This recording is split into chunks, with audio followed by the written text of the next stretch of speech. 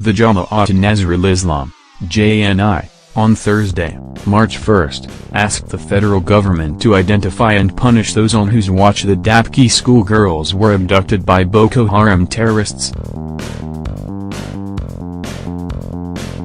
Leadership reports that the JNI also urged the federal government to do everything possible to immediately rescue all the abducted schoolgirls and others in the captivity of Boko Haram.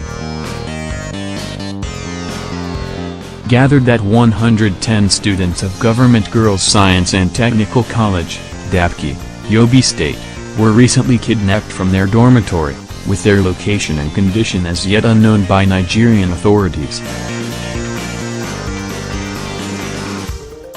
A statement by the group's Secretary-General, Dr. Khalid Ali, said the circumstances of the abduction raised serious concern about the genuineness of some security agents in the fight against insurgency. The Islamic organization condemned the buck passing between the police and the military over the abduction, saying it was an indication that something was seriously wrong. The JNI, therefore, demanded that those whose dereliction of duty resulted in the abduction of the student must be punished. According to the JNI, an example must be set. Heads must roll for this negligence. Inquiry is not the only way to go.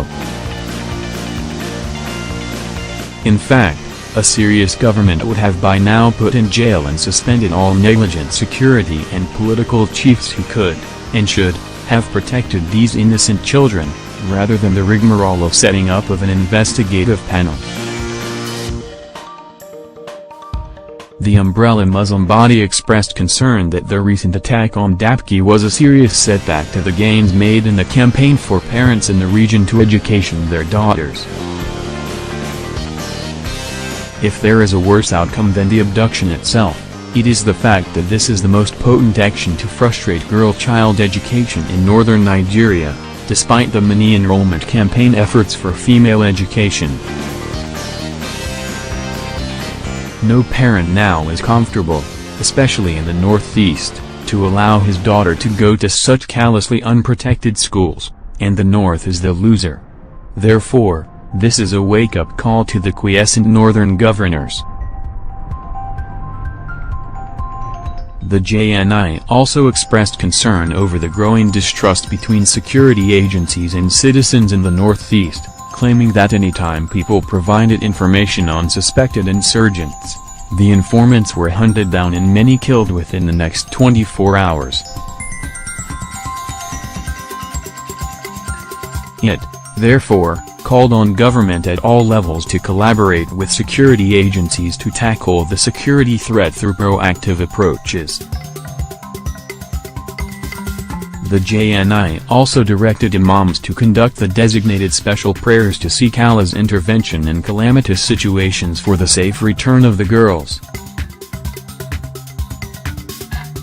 Likewise, fervent observance of remembrance of Allah should also be ventured into by all Muslims, as it is a vital tool for easing fears, tension and uncertainties such as the myriad security challenges bedeviling Nigeria, it said.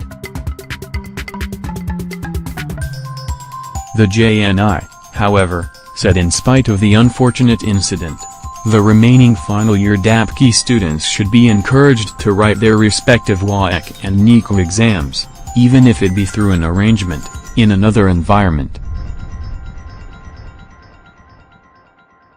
The JNI further sought adequate security cover for all female secondary schools in Borno, Yobe and Adamawa states.